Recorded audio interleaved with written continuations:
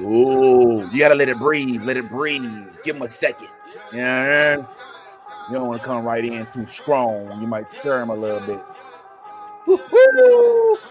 Yod it, yod it, yod it, yod it. What's going on, everybody? What a week! What a week it is! That happened way too fast. Nah, get back up on the screen, Stan. What is you doing? Ain't nobody said you can come on the screen yet.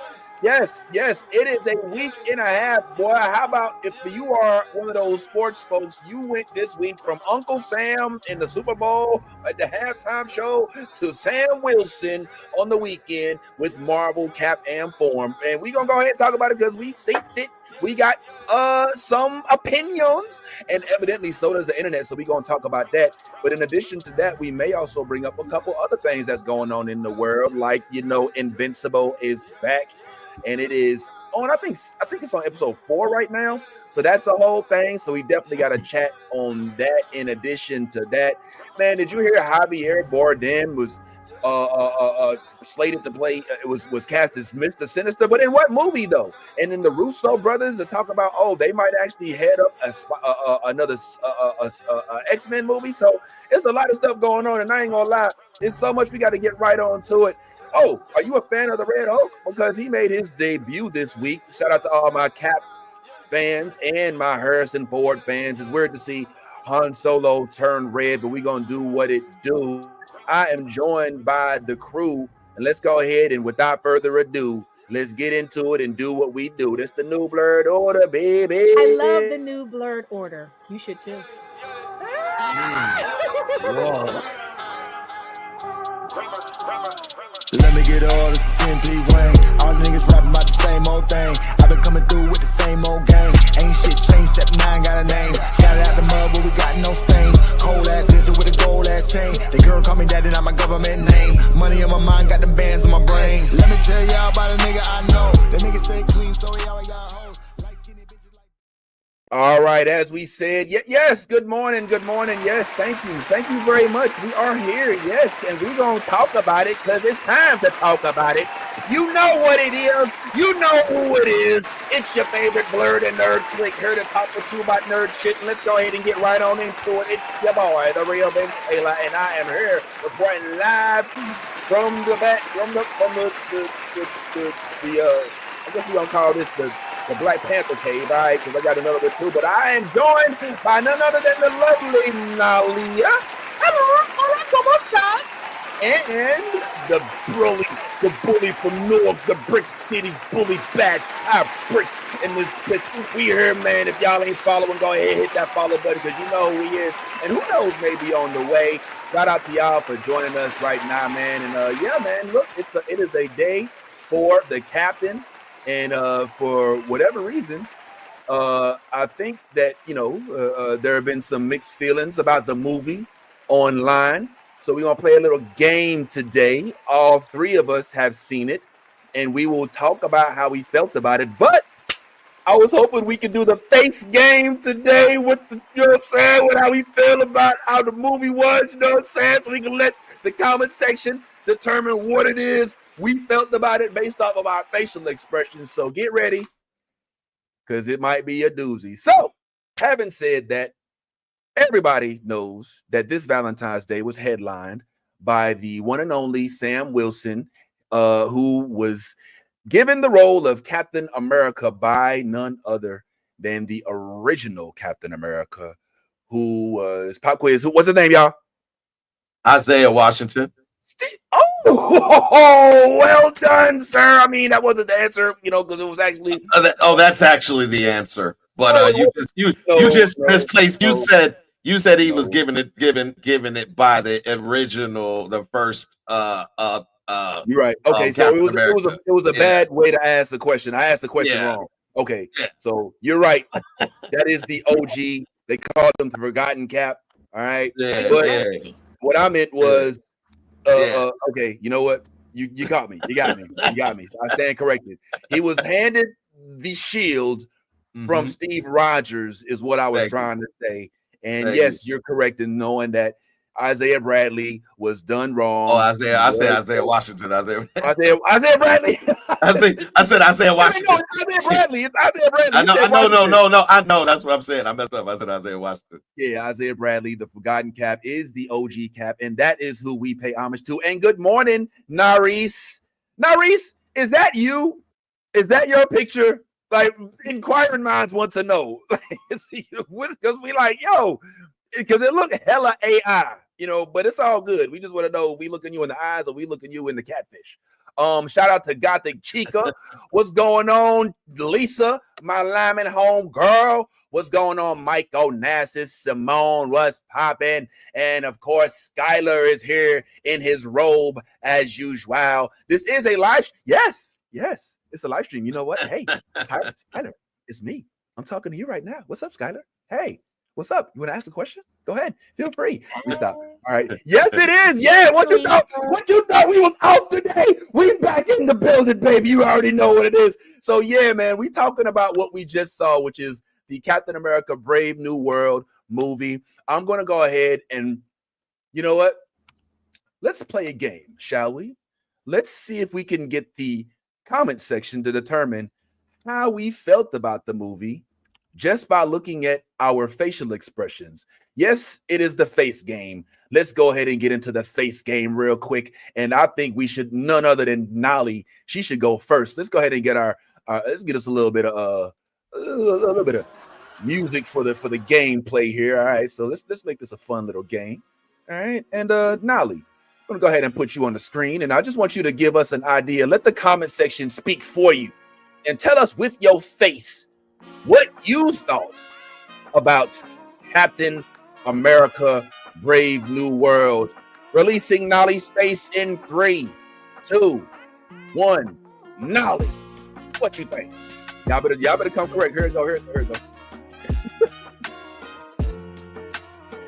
ISO boom. All right, so what you feeling? What she saying? What? Okay, comments. What she said? All right, whoa. This is interesting. She's got, whoa. She definitely has feelings. She has feelings. All right, so comments. We waiting to hear from y'all. What is Nolly feeling about the movie? Enough said. Not. Hey, Nolly, you got to let us know when the right comment comes up here. Okay. Here. Just Gina says 4 out of 10. Okay, she said she 8. All right, hold on. Harmony says, well, I get it.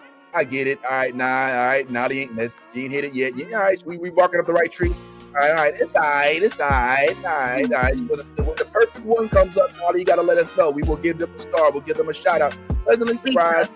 Lisa. It's Lisa. Okay, Lisa's getting a star. Okay, we put Lisa in the star. Let's see if there's any more. Okay, Lisa's getting a star. On the list of the best comments. Okay. Yeah. I like this one. It was better than. Say you just like. Guess what? Okay. Let's see what else. All right, come on. An attempt was made. I like that one too, Skylar. That's cool. All right. It was better than expected. I don't know if the face says that. Yeah. Okay, so better than expected. Well, it looks like in this particular instance, we have a winner for the comment. I believe it is Lisa with the correct answer here. Congratulations, Lisa. Well done. It's Lisa with the comment. And our unending love and affection. Pleasantly surprised. We should give Nolly some flowers. Oh yeah, of course, Nolly. Nolly also, in addition to having the awesome facial expressions, did recently have some academic achievements. So big up to you and congratulations. And let me cut this thing off because it is annoying a little bit, if I can be honest. Good on you, Nolly. Congratulations on your some cum laude achievements. There. Period. Some come loud. Some come loud. Some people do. Yes, I do. Thank you. Summa cum laude. Congratulations. All right, Thank you. still going the wrong way this morning. For those who do not know, I received my Master of Science in Industrial and Organizational Psychology with distinction. That's our girl right there. Oh my God. Okay, so important. Oh my God. You know she is. She People is trust me. everything That's you wish you crazy. were. Okay, so Nolly says it was pleasant surprise. He says, okay, I see you. Good stuff, good stuff. Let's keep this energy flowing. So next up is the Bad Tie Bricks, the Brick City Bully. What does your face, sir, say about the movie? Let's give him a little bit of music here, you know what I'm saying? The boy thug, so you got to get him thugged out, you know what I'm saying? Let's see what Ty thinks about the movie just with this face and face only. 1, 2, 3. Let's see. Oh, what's that face say? Comment section. Comment section. What's Ty's face say? What does it say? Does he love it? Does he hate it? Is it alright? Is it dope? What say you? Comment section. We waiting on you. We waiting on you. What? Okay. Now, okay, I see. Harmony says. Oh, that's for Nolly. Come on, man. What? All right. Simone, thank you, Simone. Simone says, I ain't feeling it. Okay, all right. We waiting for the perfect comment. All right, I think she says the oh yeah, I like this. I like Marquisha says, hell yeah. I like Coke 45 in the glass. They did their thing. I read that in Okay. I think Skylar might be a little close here. Okay. It's worth paying for a price, no matinee.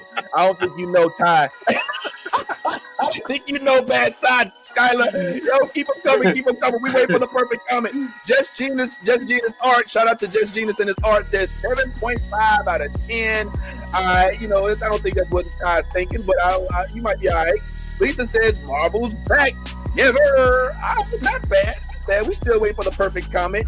Salute for our captain. Ooh, I like that one. Throw up that disc. That Black Caps matter. That's it. Right. That's it. That's the one. That's the one. That's the one. That's the one. That's the one. Winner. We've That's got the one. That's the one.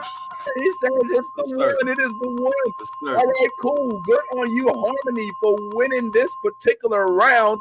He says, salute our cap. So thus far, you're getting a trend here. It seems like we are trending towards the we may have liked it type of trend. So maybe let's keep this going now. For the one face that matters more than the rest of the faces is my face. And I'm sorry in advance.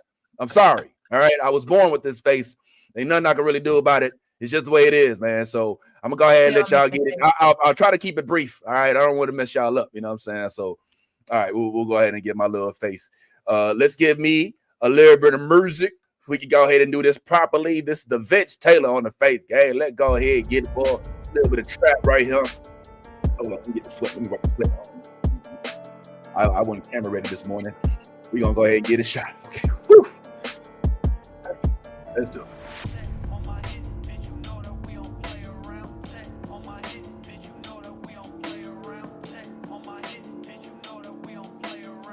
I can't comment for myself, so y'all got to comment for me, man.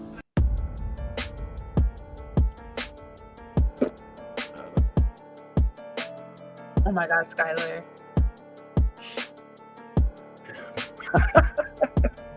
I don't want you to laugh at Skylar. All right. Y'all gotta talk it up, man. I can't talk it up. I'm gonna be quiet. All right. We got. Hold up. She's not wrong for that one. Okay. Not wrong for that one. Oh, I see the one. I see the comment already, but I'm gonna let it ride because I think there might be other ones coming. So, all right then. Yeah. Make a decent move. She's not wrong for it. Not wrong.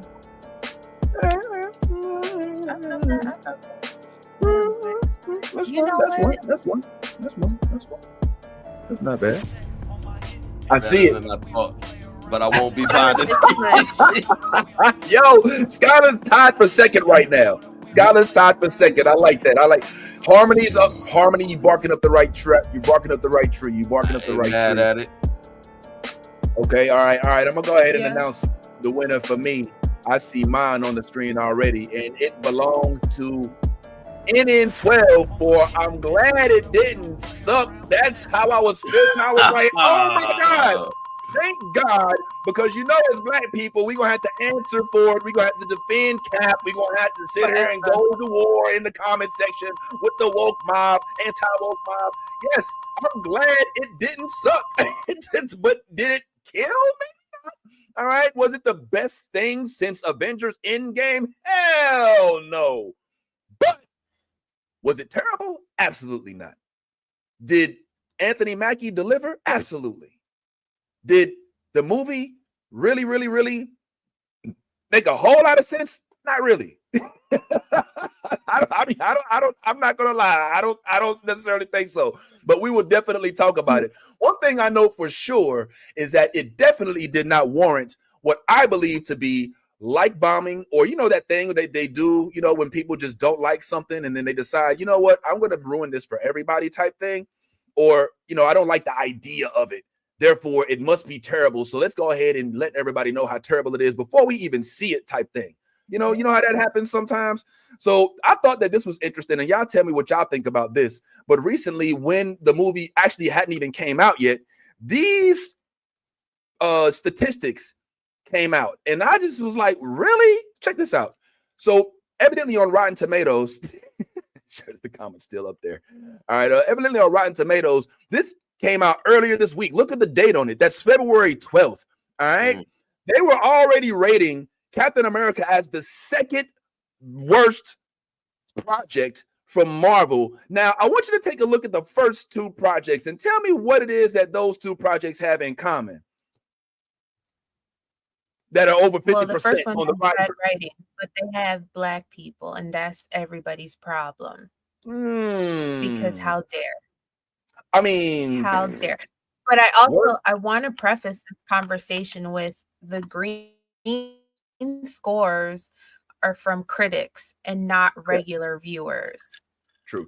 And true. Okay. Critics, for some reason, are so hung up on everything needing to come to Endgame. And we're not going to get Endgame again. Right. Let it go.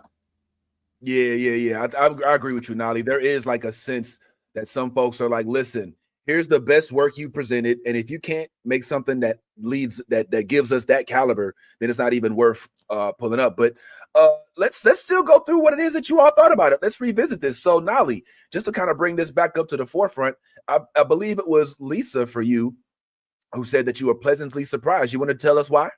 Yes. So if y'all watched the show when we talked about Captain America coming up, I was probably one of the louder people that was like, I don't think Anthony Mackie could carry a Marvel film as the lead. Just because after watching Falcon and Winter Soldier, it worked because it was TV, but I didn't know how he would translate to big screen carrying a whole movie by himself.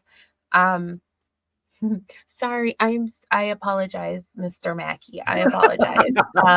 It was pretty good. It was pretty good. I was worried because marketing focused so much on Red Hulk that it was going to be the Hulk of the movie, and I'm very glad that it wasn't. And it felt like the original Captain America movies, not the first one, but it felt like second on. It was good enough that it was a good. It wasn't it wasn't a story changing movie. It was a story bridge building movie. So it was going to lead to other things. They needed this movie to set up the next couple of steps, and they did it well. It felt like someone went into the kitchen and found Marvel's old recipe book and was like, you know what? I haven't made this in a while. Let me try that.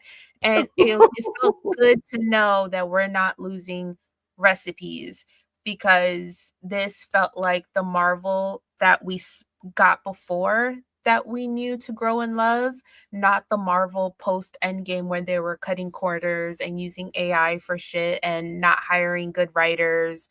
And it felt like people were working on the project again and not just outsourcing everything that they could. This felt like effort, not great effort. I will not say that it was an amazing movie, but it was good enough for me to be like, maybe we're heading in the right direction. I like that. I like that analysis. It also, and I also want to big them up for doing good at tying in the original Incredible Hulk films into the content. They did a very good job of like, because like even the villain, I did not anticipate who the villain was going to be, especially since it was someone who had minimal parts in the original Incredible Hulk series. So I was like, oh, look at them. The math is mathing together. That's crazy. Yeah, they kept the original Betty from when Edward Norton played Incredible Hulk. They tried to keep the spirit of General Ross. You see the one quick clip with Harrison Ford with the mustache. That shit was so awkward. They did their best. Like that don't belong on your face. What is that doing? You saw it trying to slip. Like I'm trying to get used to the new look. It's like, nigga, we ain't never gonna see unless Harrison Ford gets picked up for the next Yellowstone. We're not gonna see this no fame. But anyway, I'll agreed, Nolly. Very good, very good. Now, Ty, you also had some feelings about the movie, and you, according to the comments, said that salute for our Cap. So why do you say in this particular instance, sir, that this should deserve a salute, please? Well, first I want to definitely give flowers to Anthony Mackie. You guys know here that I've always been like a true fan of a lot of his work, and a lot of time when I feel like he's getting unjust hatred, I try to defend the dude because I feel like he's not gotten a fair shake, and a lot of it has to do with his face for some reason. Agreed. 100%. But this was it was a breath of fresh air for me. First of all, the action sequences were phenomenal. He did an outstanding job in those fight sequences. And I think he really became the hero of the show of the movie, and I felt like he was consistent in his role throughout the movie. And I think I also noticed that he executive produced this movie, which I think he also realizes that a lot of times maybe he says too much. And if you notice through this, he wasn't doing that. Like there was like a couple of parts where I was like, all right, don't start that. And when he said wait for it, I was like, all right, don't start that shit. Don't do that. You know what I mean? Like it was like little certain things. But then as the movie went on, like I started seeing that his parts when he had dialogue were to the point and enough.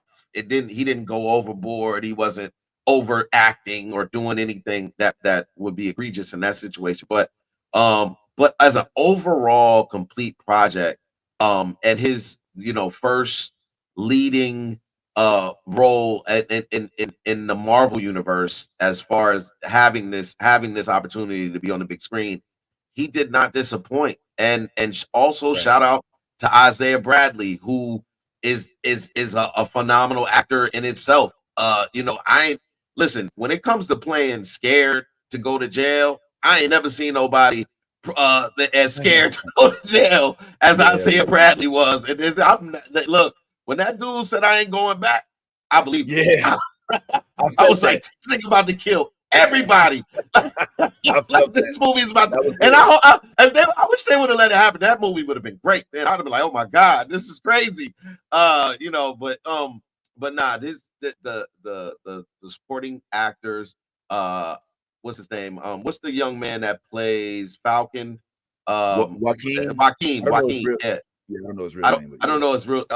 His name is. Was Danny Ramirez? Danny Ramirez. So Danny Ramirez, he really stepped into his role, given his opportunities. He shined on screen. And just look, man, this is a movie I would suggest you go see. They made it their business to show that the transition has happened. There's no longer thinking Chris Evans is Captain America in the MCU. Anthony Mackie is Captain America. Nobody called him Falcon. You know, despite the one racist shit that what you call it did when he called him boy. I was like, boy, are we doing that right now? Yeah, like, that's what's it's like, happening. Yeah. but outside of that, everybody else showed him the respect that Captain America and the Shield warrant, and I thought that was really dope. The military was like, "Yo, look, that's our cap." You know what I'm saying? Right. And as the Yeah. movie went on, I started to realize, look, this dude is representative of more than just America. He's representative of Black America. There was a point in the movie when he said, and I know you guys all caught this, when he was like, yo, it's sometimes you I know it's a struggle because you just want to you want to feel like you enough. And it was the way he said it. It was like he said it with this contention. Like he was just like enough. And I was like, ooh, that felt very Black of you, sir. It didn't just feel Black, it felt directed to the critics, right? Absolutely. It felt directed, it felt like it was a line that was picked out the movie specifically, just kind of like how they did with She-Hulk, where She-Hulk would like address the critics a year ahead of the release. Like they knew all the hate they was gonna get. It was like they put that line in there saying, like, look, this dude is enough. Like, you shouldn't have to be Chris Evans or some blonde-haired, blue-eyed motherfucker just to be able to hold the shield and be Captain America. So 100% agreed, Ty. 100% agreed. Were you finished? I'm sorry, I didn't mean to cut you off. Oh no, that's pretty much it. The only other thing I wanted to add is thank you, Marvel, for listening to your fans and just hiring better CGI people, because I'm gonna be honest, the Red Hulk did not look bad. I was looking at it like, all right, I can dig it. I can dig it. This is not She-Hulk. You know, I was impressed. I was impressed. Good job. Good job, Marvel. Yo, why? Okay, we said that. Why Marvel can't do that for all their shit? Well, obviously Why? they say Why? Okay. Was they saving the budget just for this? They were like, if we give them good CGI, they'll go see it. Baby, I'm trying to see everything. Why you can't spread the budget? You know what? The budget. I think we should do some investigative journalism to find out why it is that they go to you know, the Dollar General for the CGI for She-Hulk, but then go to you know, Nordstrom and Macy's and all Like, that other stuff. You want people to see this shit. You constantly talk about how, oh, we're trying to be superhero fatigue. Nobody has superhero fatigue. We have fatigue for half-ass shit. Just pay the artists, stop cutting corners, and people will big up the projects and go see and support them. But y'all just want to worry about how many yachts you can own. And let me tell you, you can't buy another yacht if you're not putting out the content for people to support, because you're going to keep losing money and you're going to keep pouring money into projects that aren't going to pay off in the end. And then you can't buy your other yacht and pay for your baby mama on the side and your secret mistress with the other child. Like, be so for real. Give us the good content. Pay the people. God damn. You don't even give them health insurance. Just pay them. Please, I beg. Wow. Okay, Nolly's cooking right now. I all right. I'm cooking some eggs off of that heat, man, because she's throwing fireballs to the plate right now. And I can't disagree. Like, there's no reason for Marvel, who's owned by Disney, which is probably one of some of the richest corporations. The mouse got money. You can't tell me the mouse is broke. There's no reason to shortchange anything. But allow me to get into my little spiel here.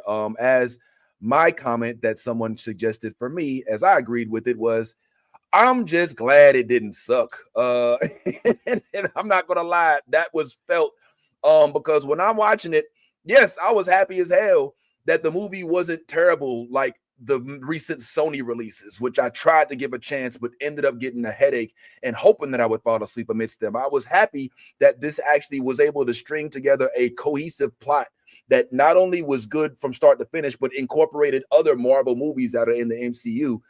i.e., as the prior referred to the Incredible Hulk movie, in which we got original Betty, which I thought was interesting. Like, of all the people that we're going to kind of use as a tie-in, we used Liv Tyler Yeah. from Edward Norton. I thought that was interesting. You know what I'm saying?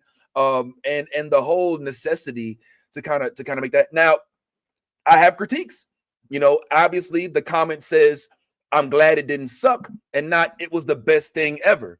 And I'm going to tell you what my biggest hangup is. I'm going to tell you the things that I like, the things that I didn't. The first thing that I love, obviously, is Anthony Mackie, as aforementioned, did deliver. The dude killed it. I mean, there's no denying it. I mean, we could talk about whether or not you would have liked to have seen Aaron Pierre, that's Mufasa, Aaron Pierre, that's Mufasa in this movie. But listen, everybody ain't goddamn Aaron Pierre. Everybody's not Denzel. Everybody's not going to be some green-eyed, blue-eyed. Everybody's not going to be a heartthrob, so to speak. But that doesn't mean that they can't hold down movies. So, yes, we appreciate Anthony Mackie kind of representing for what I would call an average Joe to an extent. Yeah, he works out, but, yo, he's not model-esque. Let's keep it 100. He's got cheeks like Dale and Chip and Dale from the Rescue Rangers, all right? I like old boy. But here's where they went wrong, bro. Please don't give me the entire movie in the trailer. I should not go to the movie and see some of the main aspects of the movie already and have I seen them already because I watched the trailer. This is why I do not watch trailers. And I'm going to keep it real, y'all. I didn't watch trailers.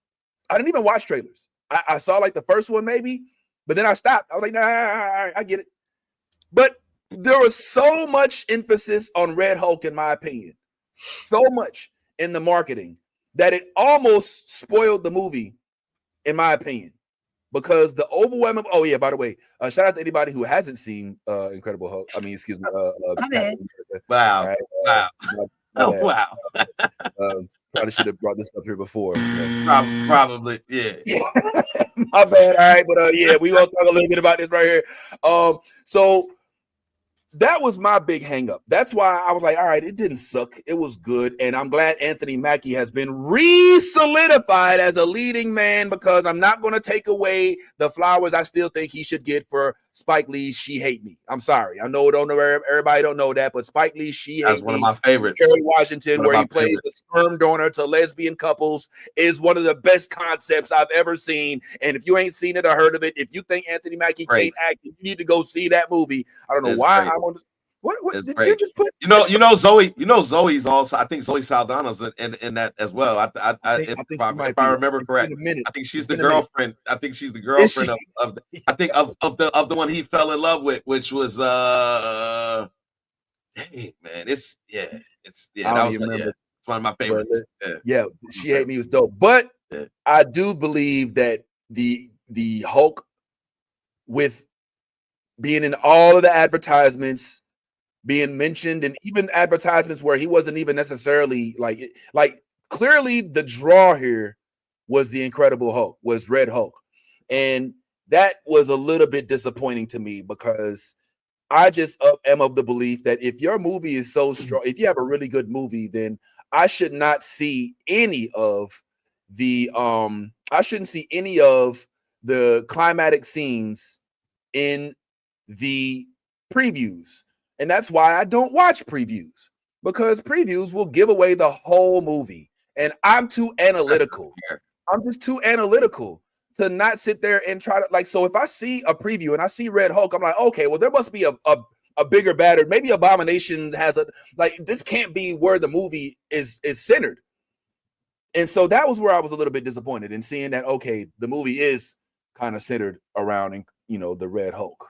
Yes, there are other villains and there's other people that they fight, but ultimately the big thing, in my opinion, y'all tell me if y'all think I'm wrong, was that Red Hulk was in the movie and he sucked up the whole climax. What's up, Ty?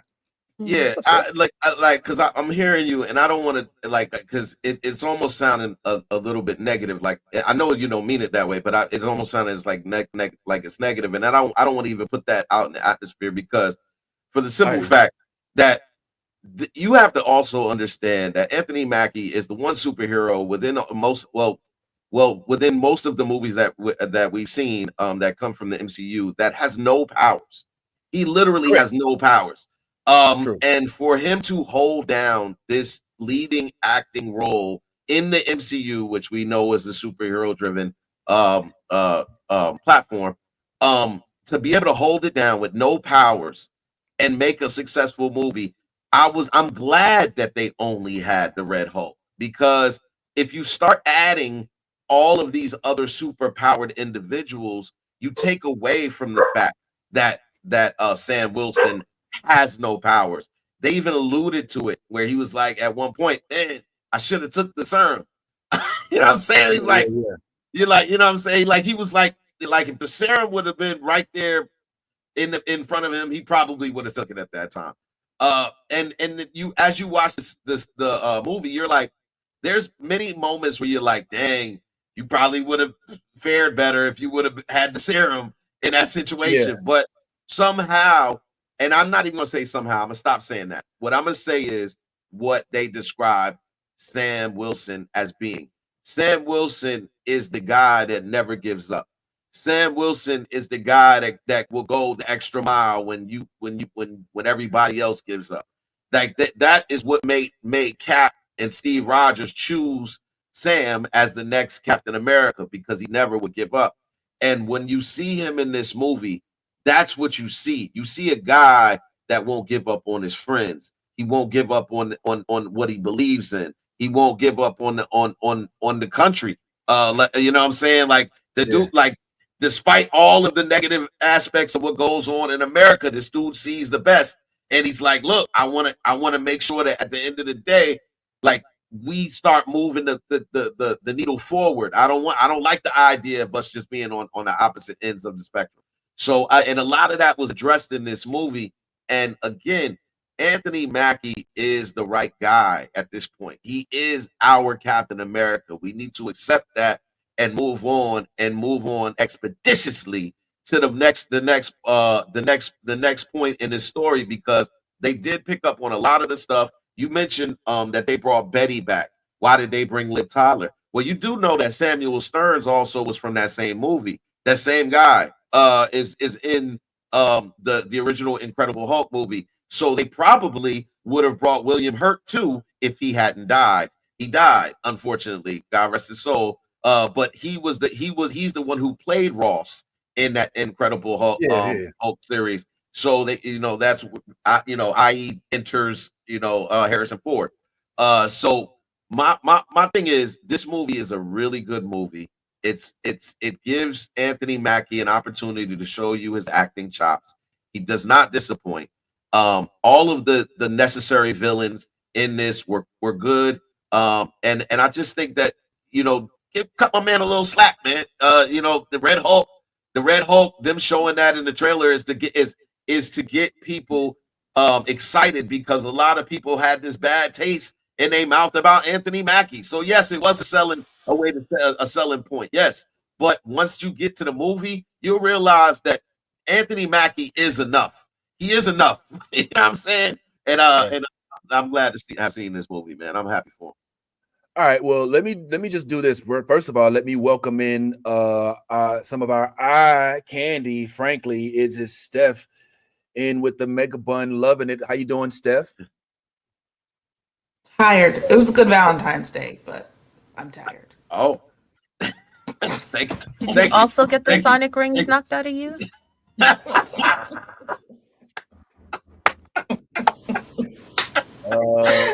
morning. Is that what we're starting it today? Maybe the Mario play? All right. Still feeling the effects of Valentine's Day, Steph? Is that what's going on? Are you still floating on a cloud? All right, cool. Well, listen, thanks for pulling up, Steph. I'm not sure if you had a chance to see Cap Am or not, but whether or not you have or not is irrelevant, because we always love to hear your thoughts, especially when it comes to Afrocentric and anything black, always buying black. We want Steph to be involved. I did want to real quick, before we bring you in and the way you feel about some of this stuff, I did want to also include a couple other voices, as some of our friends that have been on our shows and some that we just are fond of did also have some opinions. This is one. So just curious as to what you all may think about this particular opinion that was given by one of our friends. Hey, y'all being a little too hard on this film. The embargo's finally down, so now I can take the time to give you my full spoiler-free review of Captain America: Brave New World. Reviews are mixed, and I'm not going to hold you. I think a lot of the critiques are fair. So let's start off with the good stuff. Whoever said Anthony Mackie is not a leading man is a hater. This is coming from someone who's been on the Anthony Mackie hate train for a very long time. He clearly beefed up for this role. He was charismatic. Every time he walked into a room, he was the one that you focused on. I thought that he sold all of the fight scenes that he was in. His chemistry with his new Falcon was so much fun, and I thought the introduction of Joaquin Torres was incredible. To let my DC show, but he reminded me a lot of Jaime Reyes in the best possible ways. He was funny, he was witty, he was also passionate with a strong resolve. I thought Harrison Ford was incredible in this film. Secretary/General, now President Ross, has always been a terrible man. I thought Harrison Ford did a great job of not just making him seem untrustworthy, but also short-tempered, while painting just a little bit of humanity in him. One of the biggest complaints that I've seen is that this is a sequel to the first Hulk movie, and I honestly can see that. Me, it didn't make the movie any worse. Civil War is a sequel to an Iron Man film. To me, this felt like a film from 10 years ago. And that's why I'm confused on why people are so hard on it, because it's not the best thing I've ever seen. It's definitely very exciting. Now let's get to the worst part of this film. Inclusion of this character, formerly known as Sabra, was deeply problematic from the beginning. In the face of a PR disaster, Marvel decided to cut out almost all of her scenes, change her origins, do a number of reshoots. This is very apparent in the film. It's clear that some fight scenes were completely cut out because she was leading it. The gag is this character was not needed at all. She did not add to the story. I think they just wanted someone cool, in which case there are so many other women organizations that they could have used. If I'm being real, this character should have been a Wakandan spy. I think my biggest issue with this film was the seemingly bait and switch with the plot. Truthfully, I'm conflicted about it. On one end, I am happy I didn't have to watch Sam once again prove himself to America. On the other hand, the film ignores and skips all of the issues we've seen in the series. Positively, though, this was a great film for older men. All of the dangerous people were over 50, and you know what? I liked it. This is the first film in a very long time where you actually need to do your homework to truly enjoy. Personally, I recommend you check out like Man of Recaps. He recaps everything up into this film, just as a quick refresher. But all in all, I thought this film was pretty good. I enjoyed it. Is it The Winter Soldier? No. Is it Love and Thunder? Also no. Just a fun political thriller. For that reason, I'm going to go ahead and give it 3 out of 5 Frankie Flames. Go ahead and enjoy yourself. All right. Fair assessment or not fair assessment?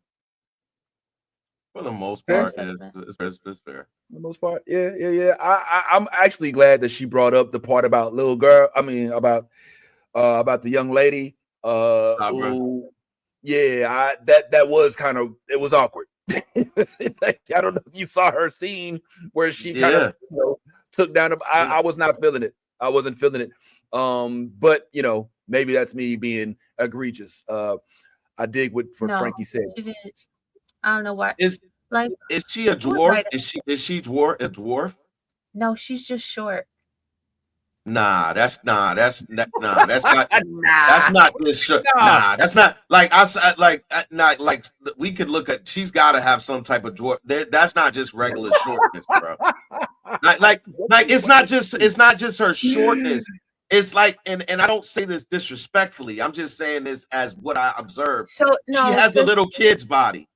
So she had kidney cancer, but she had to have treatment for 3 years, and it stunted her growth at the age of 12. Okay, yeah, I know I wasn't meant there. So then I was right. So I was not trying to be disrespectful. She does have a little kid's body. Like when you saw it, like when they showed the close up of her, I was like, whoa, what's happening right now? You know what I'm saying? Because she's tiny. So when you see the fight scenes, it's like, nah, it didn't make sense. So that's one part of the movie I was like, Steph, we're waiting to hear from you. It's Black History Month, and I want to see Black people win. So, congratulations. I haven't seen it. I probably will. I mean, I'm a hater, I guess. I'm a hater, Frankie, because I don't see it. I do not. I don't see it. I don't see Anthony Mackie as a leading man. I also have real questions about Marvel's decision to include a child-sized Mossad agent. Like, for what? I hadn't thought about who to put instead, but again, back to Frankie, I think a Wakandan spy would have been fantastic. But again, I haven't seen it, so I can't offer an informed opinion. I can just say, as someone who's seen the trailers, like, I will only see it in order to support a Black main man. There's no other reason. I like Marvel, but I don't know. Anthony Mackie doesn't sell it for me. Well, let's keep it real. Steph wants to date the movie. Steph doesn't want to go and see a movie. She wants to be engaged to the movie. She wants to be able to envision herself alongside the man. Not that she needs one, because she's perfectly fine with who she's with, but the person that she sees as a leading actor, she wants to envision as a romantic interest for her life story. And if she can't imagine that person as a romantic interest for her life story, then they're not justifiably cast in this movie, because they don't fit her meet me at the aisle, love at first sight, married at first sight, 90-day fiance, blind. They don't fit that realm, and that's kind of what. Go ahead. I don't think it's quite that simple, but I do think the leading character of a Marvel movie should have some kind of sex appeal. Like, RDJ doesn't do it for me, but the people who he does it for, like, I get it. I can see why you feel how you feel. Anthony Mackie, I'm like, I don't get it, and I don't know why someone else would either. Oh. Listen, that is a way a lot of people feel. As you know, we have our group, and I've said multiple times in the group, I believe this movie will suffer because of Anthony Mackie's appearance, and I hate that, but I'm a realist, so I believe that could indeed be a deterring factor, especially for folks that are aesthetically, demanding, so to speak. At the same time, on the other end of that spectrum, I don't know if you watched The Simpsons, if you ever were a Simpsons fan. But when Simpsons was at the height of its prime, Homer at one point in time became this superhero called Everyman. Do you know what I'm talking about, Ty? He became Everyman. Now, what was so special about Everyman? It was that he had a beer belly. he had a bald head, but he could still put on a suit and rescue motherfuckers the same way a Batman or a Superman could. And he was getting so popular in the show. Obviously, it's a sitcom, because people they called him Everyman. Like, he's just a regular dude. You know what I'm saying? And I think that there's some of that missing in Marvel. And I'm kind of happy for them kind of evening the stakes with not having everybody as a dime or a 12 or a baddie. And every now and then, a good old 7.5 deserves a shot. You know what I'm saying? Maybe a 6. I don't know what you want to call them, but every now and then, some of us normal-looking dudes just want to feel like we could have a shot as well. Everybody's not going to have green eyes and 12-pack, and sometimes it's not bad to be able to just say, you know what? You can hold down a role too. You know what I mean? This is not about Aaron Pierre, all right? Don't bring him into this. Pierre, that's Mufasa. Mufasa. Yeah, I want to see what's going to happen. Like, are we going to get Anthony Mackie on the Jen Hudson runway? Did it not happen yet? It better happen. I want to see Anthony Mackie. That's Captain America. Hey. Can he dance? Do we think he can dance? I don't know. Yeah, I think he can. I think Anthony Mackie can. I don't see any reason why. Isn't Anthony Mackie from New Orleans? He is from New Orleans, if I'm not mistaken. Yeah, I mean, there's some probably some soul in there. Let's not confuse his lack of sex appeal with his lack of culture. Right? Yeah. Like, you know what I'm saying? Like, there's a difference between just this dude may not do it for me and the dude ain't black. You know what I'm saying? He may not do it for you, but the motherfucker black. You know what I'm saying? And even if he hasn't unveiled his black love interest yet. If that hasn't happened, I don't know, because I know that's the determining factor how black they are. Who by your side? You know what I'm saying? Because you're gonna lose points. But I just think that I hear what you said. I'm not disagreeing with what you said. And of course, everybody, we have our own internal feelings about what's going to make us want to go see a movie. I felt the same way as you, as I've been expressing, but I got to lie. I ain't gonna lie. I'm pleasantly surprised with the results to what it is that happened. I still do agree. I still think that they probably could have held the Hulk stuff, but it is what it is. But I'm glad, as Steph always does, she provides us with our insight. Go ahead. Something else? I've been sitting here analyzing, like, why is it that I have such strong disdain for Anthony Mackie? That man's never done anything to me. But here's what I think it is.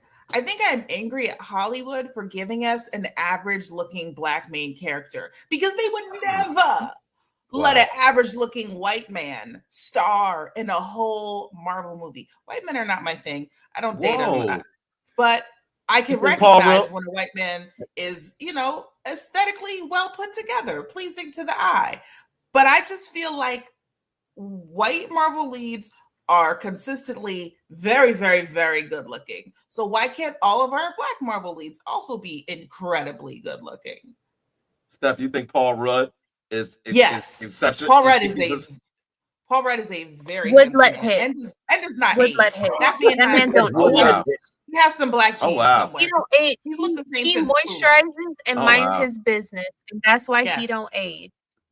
Yes, it's like a very average white man to me, but I'm not a woman, so I don't know. But he's probably playing. That's what I'm here for. But you know who Steffi loves? She thinks Chris Pratt is so sexy. Okay, my bad. Oh, you don't? Okay. What do I do that plays Iron Fist? Chris Pratt is an asshole, so that's why I don't like him. But I do think that on a just looking at a photo attraction scale, I would rate his. If I looked at black men and white men the same, which I don't, but if I was just looking objectively, I would say most people would say Chris Pratt is more attractive, looks more like a leading man than Anthony Mackie. Wow. He looks like someone's supportive side brother. Chris Pratt he looks like made for TV face. Yes, he looks like he came out of the Hollywood machine. Nothing special, but like they plugged and played the things, put him together. Go ahead, Ty. So, because I'm kind of understanding where this is going. So you do realize that Chris Pratt used to be on a show. What was it called? Oh yeah, Parks and Rec, and he was a big guy. Parks and Recreation. Now, when Chris Pratt was on that show, he was overweight and not nearly the sex symbol of that he is now. He got in shape, and once he got in shape, then women were like, "Oh my God, Chris Pratt is actually a very attractive man," although he's had the same face the whole time. What I'm gathering is that Anthony Mackie does not have the physique yet to encompass the whole main guy signal, because when it comes down to it, I don't think the man, I'm over here judging men and whatnot, but I don't think the man is a bad looking man. But when it comes down to it, facial expressions can be a thing. The way you sit, you have that resting, face or whatever, that clearly is a problem. And I've said that before, but I think Anthony Mackie, you would be pleasantly surprised to see the version that they put on screen in Captain America, as opposed to the version that you may have seen, I'd probably say in the TV series, because he definitely buffed up. He definitely put on some muscle. You don't think so? You think his body looks the same? This ain't got nothing to do with his body. Steph don't think he's cute. All right, she's a face person. Okay, I'm just saying everything she said thus far. She said Paul Rudd, his skin. She said Chris Pratt, yes, asshole, but face. Okay, she doesn't like his face. That's what this is all about, and that's what, frankly, I ain't gonna lie. It basically tells me that if I was to be cast in a movie as Marvel, Steph would not watch that movie. You know what I'm saying? Like it's kind of the hope that Anthony Mackie gives to an average Joe like me is that I could play a man. role like this. But according to Steph, Tyler, nah, please. bro, dimes only. You know what I mean? And I gotta contest that, man, because I mean, you're right. Marvel has been consistent in bringing folks to the screen that have been quote unquote attractive or whatever, but not in every single project. Like, let's look at the Eternals. Nobody really is looking at my man Brian Tyree Henry. Brian Tyree Henry for his looks. And even though there was a cast of characters that included a lot of Game of Thrones folks, not everybody, okay? And so in addition to that, but Steph does have a point, because when you look down the line, even if you take the Sony movies, right? You're looking at folks like Aaron Taylor, right? Johnson. You're looking at folks like what's my man that played Eddie Brock? Venom, man, you know what I'm talking about. Yeah, I just can't think of his name right now. Come on, comment section, pull up, man. You know what I'm talking about.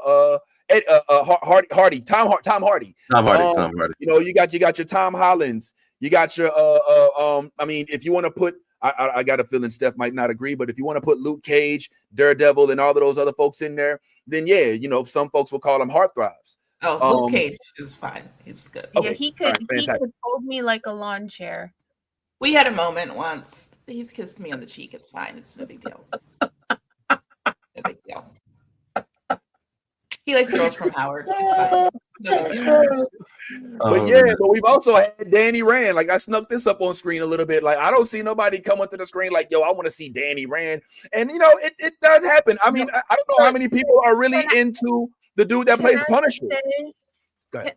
First of all, John Bernthal, he could get it. He could call me all of the disrespectful, disgusting things, and I would look up at him with glee. Okay, that man could run me ragged. But I'm just saying, because they're Punisher with Daredevil, look, you could bring back everybody else, Jessica Jones, Luke Cage, but do not invite the motherfucker who played Danny Rand. Don't even fucking think about it. He's not invited. Get somebody else. I don't want to see that motherfucking face on my screen ever again. Ever. Okay. Go ahead, Steph.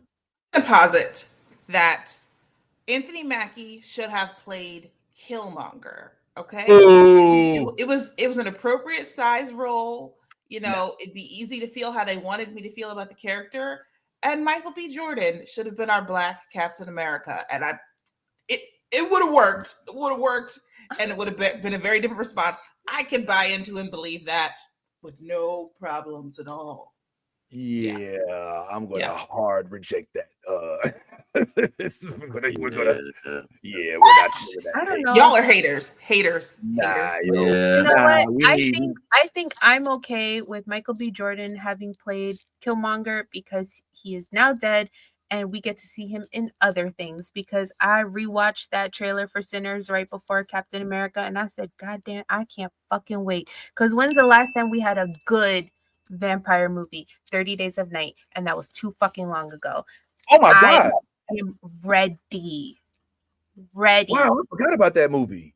Holy shit. That movie fucked me up. I was like, when the mountain was like, you want to go to Alaska? I was like, you know what they got over there? Because you know what they got up there. I don't know how to pull the comments up, but Skylar is cracking me up. Skylar, the writer, said, don't nobody want to Chippendales Rescue Rangers Killmonger. Thank you. You know, you cannot listen. We could not have seen Anthony Mackie take his shirt off and like, I've been training all my life for this. I was in Seas, Iraq, Afghanistan. You're right. Come on, bro. That's not happening, bro. Come on, Steph. Come on, Steph. Bring it in, Steph. Come on, Steph. No, Michael B. Jordan killed it. He was perfect. I'm just trying to throw Anthony Mackie a bone. That's all. The role wasn't big enough for Michael B. Jordan. I'm gonna say it. They should have given him awards too. He do real good with Twisted Metal. You know what I think set it up wrong for me? I think Captain America and Falcon and Winter Soldier wasn't well done enough for me to have excitement about him being leading man for Captain America. And I think that's why going into it, I was like, I don't know if I could do it, but it wasn't bad. Can I just say that a lot of what I'm hearing is it feels like a lot of it more is based on looks than his actual acting. 100%. Anthony Mackie is a good actor. I can't really necessarily say the same for Michael B. Jordan. Michael B. Jordan is nice looking. Nice. He's a nice. Listen, I know the slander. He's a nice looking man.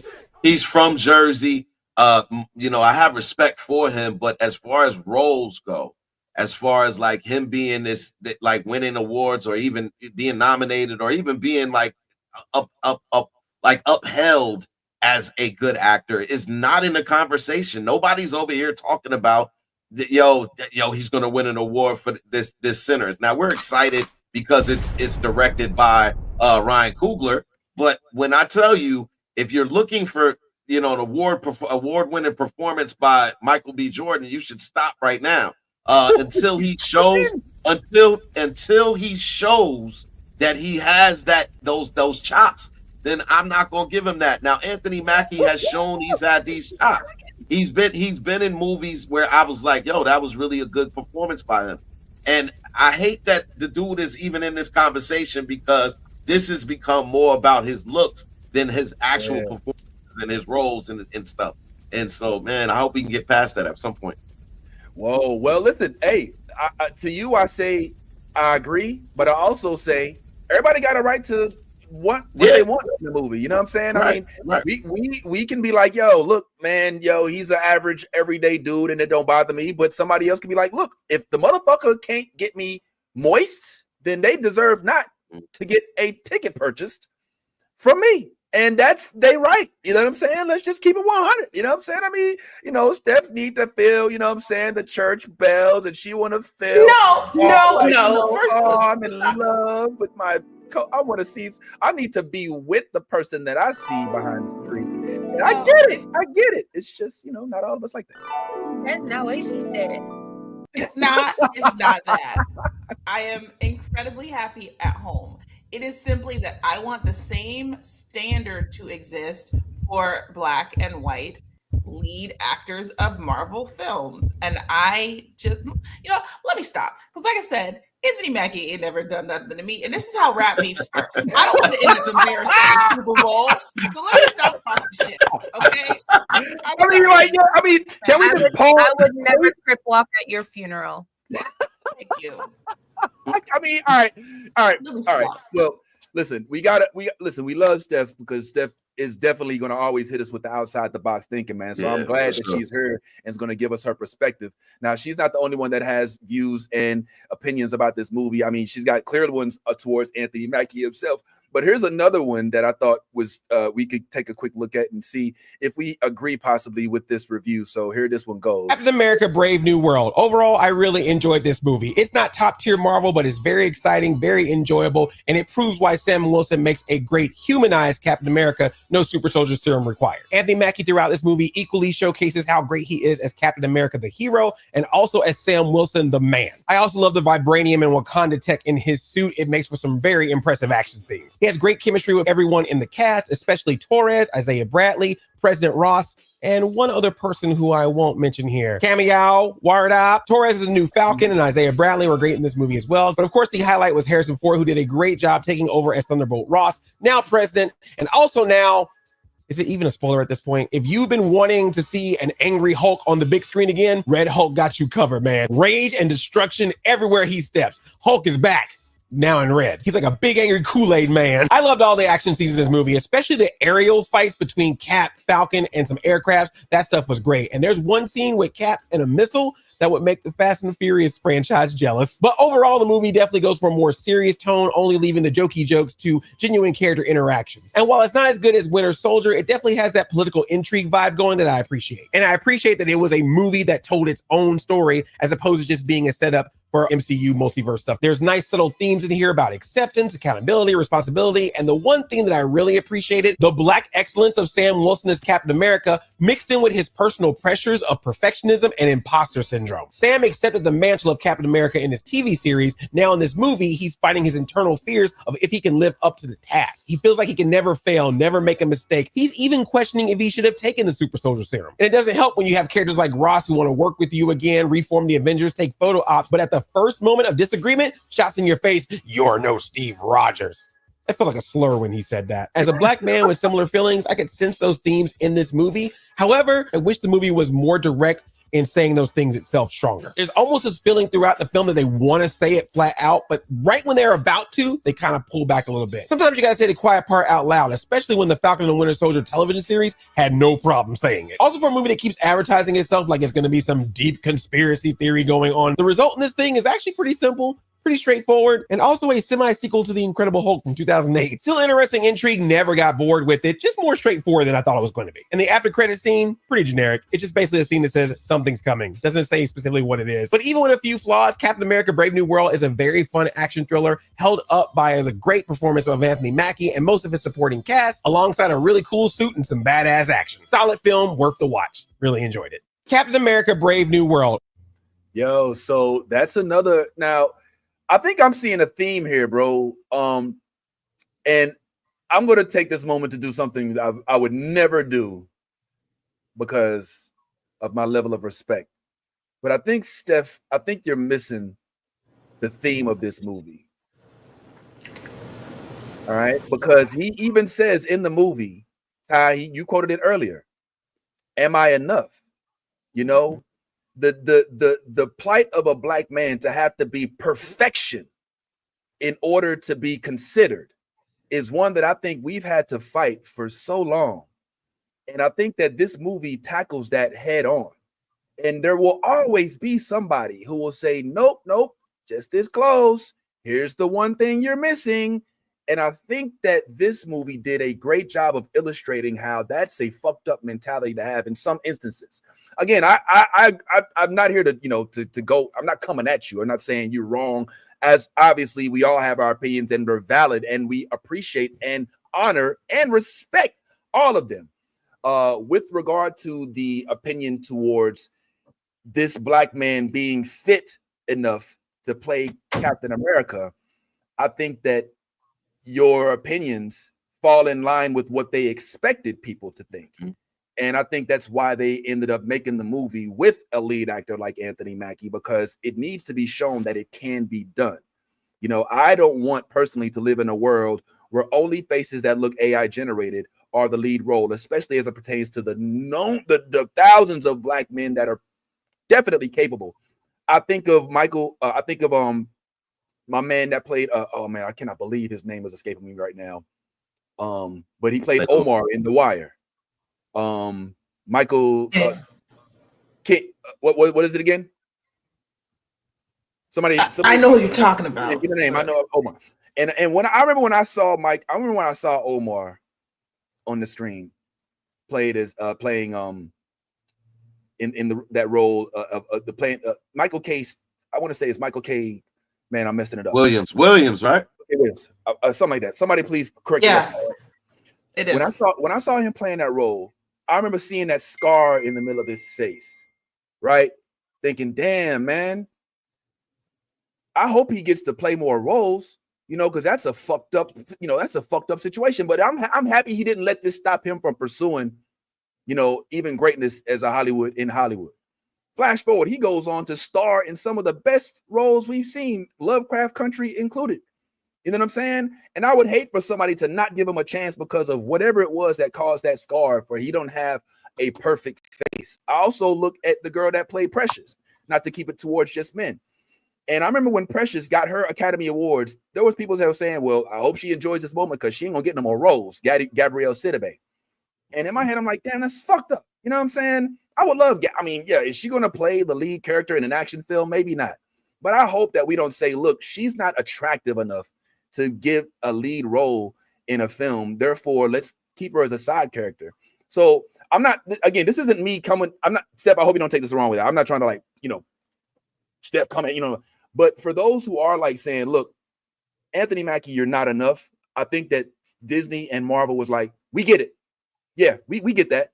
But we're going to come directly at that thought process. We're going to come directly at that mindset because we disagree. And I think, honestly, that they did consider that mentality. And so I'm interested to hear what you say after you see the movie. Go ahead, Steph. Bit that I have come at my assessment from a very shallow point of view. And you know what, Vince? If this film is making Black men feel like they're enough, I'm all for it. If Anthony Mackie is making Black men feel like you're enough, I can do nothing but fully support that. So I stand corrected. If that's the outcome, I Yeah, okay. All right, Steph. I wasn't trying to change your point of view, Steph. So I hope you don't take it the wrong way. You know what I'm saying? I mean, I know you're extremely insightful, so I'm not concerned about, whether or not you think I'm, trying to come at you. But I'm glad that it sounds like you may have had at least some insight, to provide some context for the perspectives. And I believe that Ty and I in this particular me specifically, I ain't gonna lie, because Ty's a heartthrob. Let's just keep it real. Like the nigga over here, he got long hair. The nigga look like goddamn nigga. Not a heartthrob, bro. Nigga, goddamn nigga. Look at this. Look at this nigga. Look, nigga, let us see the locks, nigga. Remember, No. like when you take off your hat, does the hair come with it? Nigga, Ty's a heartthrob, man. Let's quit acting like that. Stop it. Material. Hi. Stop it. Beautiful. Beautiful.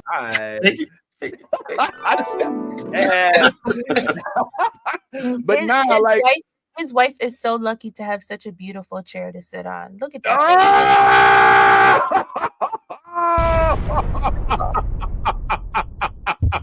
Look at blushing. What's that? Is that your heart beating, Ty? Okay, all right. Go ahead and get your body. So yeah, man, I do believe that is a perspective. Yes. Yo, Minnie hit it. I know this ain't your favorite person, but yes, that's the comment. We are we are average nigga. We are 7. We are 8. We are, oh my God, he ain't good enough. We are, you don't deserve that woman. Look at you. You know what I'm saying? And so yeah, we fighting back like yes. So yeah. That's, I'll leave that at that. And yeah, I think that the moral of the story, as we kind of flip into Invincible a little bit, and hope we don't lose everybody who's watching. Shout out to everybody who's on Twitter, Twitch, as well as YouTube, Facebook, and on the Instagram. Oh shoot! Did I hit the Instagram button? Fuck! I did it again. Damn it! Yeah. Yo, no, it says we're live on Instagram. I need. Does it? It's up there. All right. Well, hopefully, man. I always be forgetting, man. Anyway, yes, man. We're gonna move this a little bit forward, but the moral of the story is, everybody. It seems that overwhelmingly, the majority of us, all of us who've actually seen the movie, have positive things to say about it. Are we saying that it's the best thing since Avengers: Infinity War? No. But are we saying that it's definitely better than She-Hulk? Yes. Better than Ant-Man? Yeah, are we saying that it's better than all that other stuff that has been coming out as of late? Are we slightly biased because we Black? Probably. But I don't think we would lie still. We'd be like, yo, we glad he Black, but oh man, they need to go back. This movie actually did hold it down. I was not completely disappointed. You've already heard my opinion. I think that the Hulk thing could have been saved a little bit, but I don't hold that to them. Like Ty said, they got to get people to the theater, and ultimately it's successful because as of right now, the reports are showing that I think it's at 12 million domestically overnight, and it's just on its opening weekend. So I'm thinking that this movie is going to at least preserve the Marvel mantle for now, and so hopefully they will be able to, continue this trend. As I think the next Marvel project is what is the next? Fantastic Four, which I'm hoping, if you guys are willing to stick around. No, it's Thunderbolts, isn't it? Isn't Thunderbolts first and then Fantastic Four? Oh, it is Thunderbolts next. Is it? Let's see here. Fantastic Four is in July. Thunderbolts is May 2nd. Okay. Oh wow, we're going right around the same. I didn't know we was ready for okay. Thunderbolts is well, Well, Vince, like that's the one part that we didn't talk about because obviously we want you to go see the movie. But I will say this without spoiling it anymore. Is that I was impressed by the seamless transition from Eternals, Oh yeah, from the Hulk, and pushing the storyline along. You know what true, I'm saying? Like true. it did, like that part where you're like, oh, I almost forgot about that. And you brought me back and you know what I'm saying? And then the introduction of things, like, you know what I'm saying? In this movie, you were able to get the introduction of something very important in the MCU as it pertains to the X-Men and everything like that. So there's a lot of like different ways they can go based Yeah. off this movie. So I was impressed by that. They did a really good Good. job of that. Very good point. Very good point. We almost forgot to address the fact that they actually finally brought back up the Celestial, which had been missing from all plot lines since Eternals came out. Big deal. I think that maybe we save next week to speak about your feelings about Giancarlo's character and whether or not it was necessary. Honestly, I was a little shocked at I guess Sidewinder. Like, what was his purpose? You know, I mean, he was badass, but I was like, I don't understand. Like, what? I think I think he's gonna come back in something because he promised them he would. Yeah, he promised he would be back. So yeah, all right. Well, I just was go ahead. I think the introduction was Serpent more than just which is the group in which Sidewinder. There was also Copperhead was in it, and as you know, notice those are all snake names from the group Serpent. So I think that it was more about introducing that elite group of Serpent to the MCU as well. But you know, they are always adding all these different groups, AIM and Serpent, and all these other side groups. Okay. So this was an introductory character. Where Marvel is back. Like, that's one thing that they've done well as long as I've known Marvel. Like, give us a character that we can see in another product, another film or another show. So if that's what happened here, then I'm not mad at it. But I ain't gonna lie, like the whole existence of his character was kind of weird. He was like really strong but weak at the same time. Is, you know, but we won't spoil that part. We spoiled enough of that going on. Also, who was the other one that I saw in this that I was like, okay, what? Oh well, Falcon was awesome. I got to give him his credit. He held it down. I like Falcon did his thing. And are we going to skip over the fact? All right, hold on. Spoiler. All right, if you're watching, this is where it's going right now. All right, so do what you got to do. That they almost started off the movie talking about assembling a new Avengers team. Was this not the stepping stone needed to start getting into the casting of the Young Avengers? Nolly, did you get the sense that they adequately were like, yo, look, Young Avengers, you up next, and here's the spot we gonna serve up? I don't think it's Young Avengers. I think it's literally the next Avengers team because because Secret Wars. Right. We're getting Secret Wars eventually, but we're also getting the movie with Doom in it. I do think that Young Avengers is coming, but it will be a TV series, like an introduction of all of the characters, because we have Wiccan, he's looking for his brother. We have Cassie from Ant-Man. We have Miss Marvel. We have America. We're just missing Squirrel Girl MCU. She don't even got to be thick. I'll take whoever at this point. Give me Squirrel Girl. And we gonna get everybody else. I think and then we have Spider-Man, but he'll be too old. So my husband and I were talking the other night, and we think Spider-Man is going to go with Fantastic Four like he does in the comics and not Young Avengers, because I still don't think he'll be an Avenger, given that everyone's memory is erased of him and stuff like that. And he's got the regular suit now. So I don't think he'll be an Avenger either. So I think they are building an Avengers team, but like one of the variants we see in the comics. And then a Young Avengers will be a TV project before introducing them into the movies. But also MCU does have full rights to the Hulk now, I think as of like 3 years ago or something. Oh, in 2023 or something. Can you imagine the incel fans if they cast? First of all, I would be right there with them, because what do you mean? Why is she not thick? Why I can't make jokes about nuts? Like, Let me live. Yo, I'm gonna need you to I put Steph only on. played her Marvel rival so I could stare. Okay. Yo, I can you break down to Steph what you're talking about with the thickness of Squirrel Girl? Because she looked look, hella lost, Squirrel Girl, yo. she didn't. They didn't need to do all that. They didn't. Marvel knew what they was doing when they made Squirrel Girl thick. Okay, she is thick. She is grits in the bowl, not moving because they sat there for too long. Thick. Okay.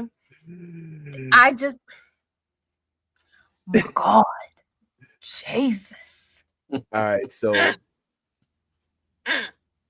Look, a specimen. Mm. I am no better than a man. I tell you this right the fuck now.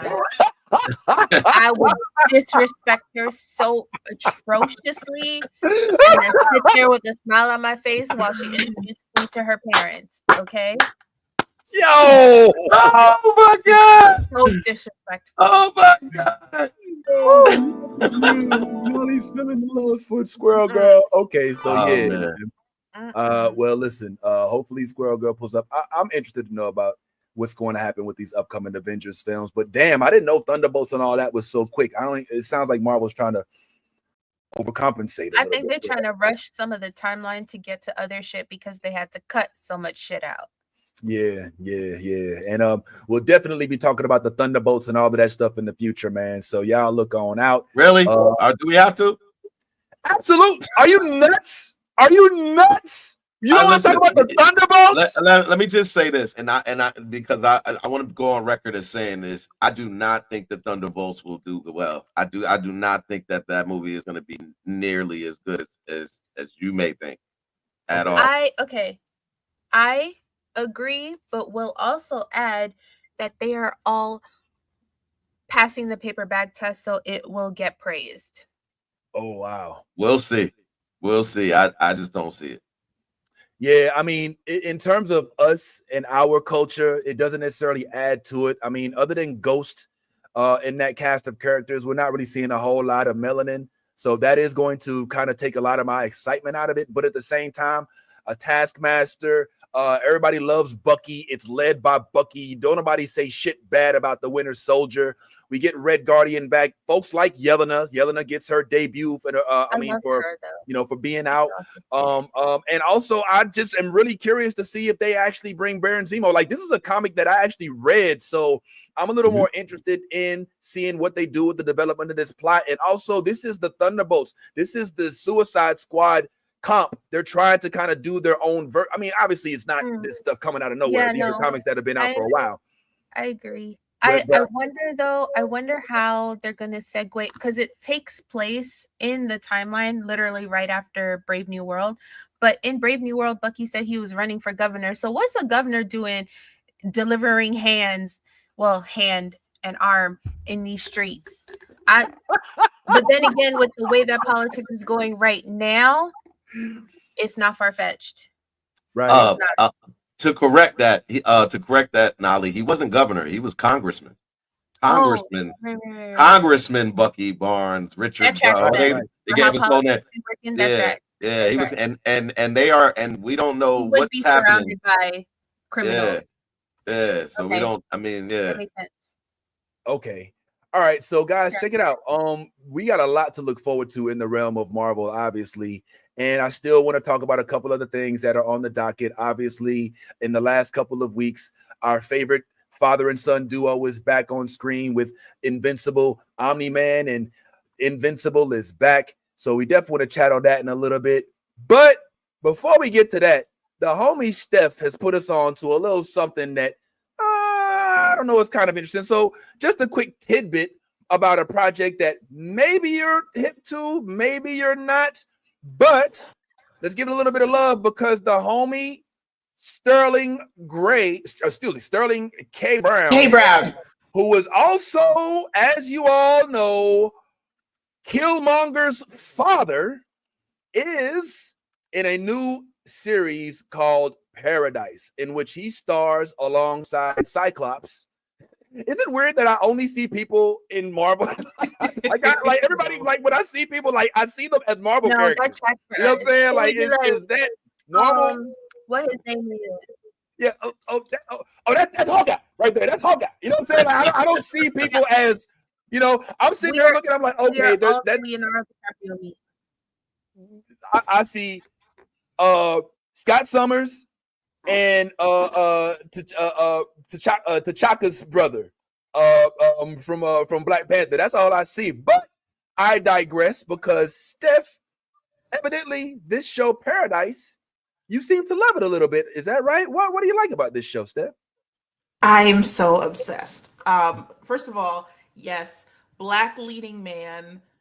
There's a black woman. Oh, there she is, who also has a very large part in the plot unfolding. Incredible mystery, action, suspense, utopia that's actually really a dystopia. A very, very evil white woman with an interesting backstory. It has all the pieces. Ooh, and a missing black woman who, could show up at some point. We don't know. I have theories. I don't know if we're like spoiler free ish or what, so I won't say too much, but it's just unfolding so beautifully. And their social media team is really fun. They repost stuff, they reply to comments. They had a whole thing where it was like their Instagram was secret and you had to request to follow, and they accepted my request. So I felt like one of the cool kids. It's just really fun, and it's going to be fun to watch it unfold. And it's got definitely some sci-fi mixed into contemporary society elements in it. Okay. So I've had a chance to check it out. Have you all had an opportunity to kind of give it a gander? I'm three episodes in. 3 episodes in. All right. So I guess we want to do this one spoil free. Yeah, I think we do a spoil free one without giving too much away. Because I mean, I'm gonna be careful about this because I know Lisa. Before you chime in, if you in the comments, I know I'm terrible with the spoilers. Okay, and I'm probably gonna spoil it on accident anyway. But I know also sometimes I get spoiled just by hearing about what something is. Like I hate when somebody's like, "Ooh, wait till episode 2. Ooh, at the end, I ain't gonna tell you." But it's like, well, okay, you're kind of, you know what I'm saying? Like now I'm like heavily anticipating what happens on episode 2. But yeah, I would say at bare minimum, if you're a fan of the show This Is Us, the showrunner from that show is also on this one as well, which is why we see Sterling K. Brown, who played Randall in that show This Is Us, as a lead role in this. Also, I was a big fan of that show, and still am a big fan of the show called For All Mankind. And as you just saw, this young lady from the show is from For All Mankind. She plays one of the lead astronauts in that show, so she definitely comes along with it. Good show. What say you about it, Ty, real quick? I agree with Stephanie 100%. I watched the first episode and I was sitting there like, oh, I watched the whole episode and then I was like, what? I was like, yo, it's one of those. It is one of those. Like, and then like as I'm 3 episodes in, and each episode I'm like, yo, word, really? Yeah, like it's a lot of stuff going on. It's a lot of stuff going on in this little space, man. But when it does make you think, because you are seeing a lot of movies like this. You're seeing a lot of movies, a lot of TV shows that are kind of like targeting this whole dystopian world. What will happen when the end comes? Like this is who's gonna get who's getting an invite? Who's getting an invite? That's what you need. Right. Are you getting an invite? Because because a lot of people don't get invites. And that's but man, listen, I cannot say enough about Sterling K. Brown. Every opportunity I get, I shout this man out. Now, when you talk about acting master classes, this is one of those guys, man, who deserves to be up there with the. I'm tired of just every time somebody talk about acting, all they mention is Denzel. Like he's the only nigga that can act. Because he's not. He's not. Sterling K. Brown is definitely, I dare say, and you heard me say it, I dare say he can act better than Denzel. I said it. I said it. I said it. God damn it. I didn't like that last Denzel shit. I didn't like that. But look, Sterling K. Brown deserves these continued roles. I want to keep seeing Sterling K. Brown in roles. I want to keep seeing him as a leading man. And then this is his avenue, man. Like, yo, like when it comes to stuff like this, he man, look, man, he kept a straight face the whole first episode, and that's what messed me up. Because I was like, damn, this thing, he'd make you believe. And then you'd be like, oh, you tricky bastard. But look, and he's like, look, man, let me stop there because I'm gonna start telling shit and I'm gonna be like you and I'm gonna drop stuff. Watch this. I'm 3 episodes in, and as soon as I get off here, I'm going back to watch it. So yeah, it's good like that, y'all. Go check it out. Nolly? Yes, absolutely. I feel like Sterling K. Brown is one of those actors that gives his all to every role, no matter where it is. Like, he don't care if it's TV, he don't care if it's movie. He's going to deliver the best of his best. Like, it's the last role that he's got, and he needs to prove his worth. Like, he has me believing that this man absolutely has trained his whole life to do the job that he does on this show. He is so good. And this show, I was looking for something to kind of fill the void because Silo is done.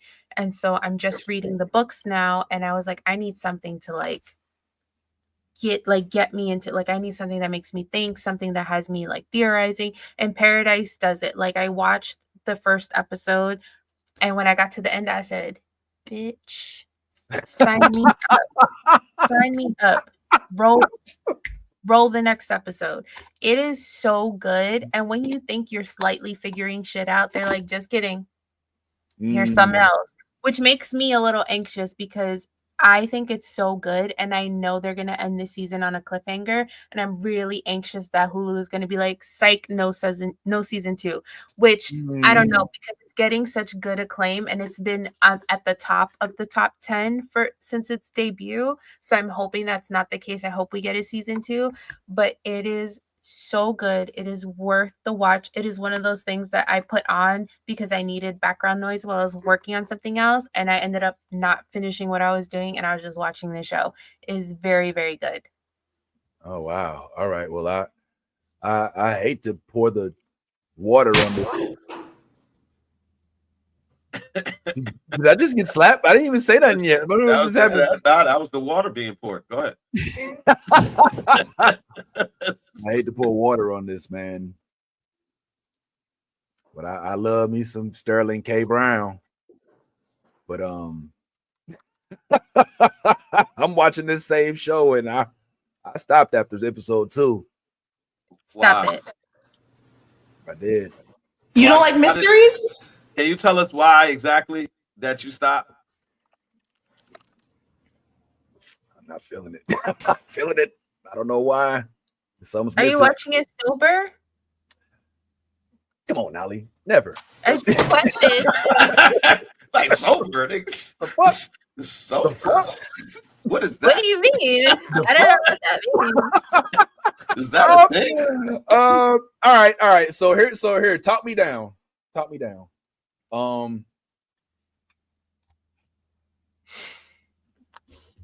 It's one of those shows where they fork feed you morsels. You know what I'm saying? And you spend the bulk of the time in speculation mode when they can just give you more. Like they're giving me okay, we find out something very significant, and then now we're on a manhunt for something that was taken, and I don't know. You know what? It's gotta get. You know what's that other show called? From?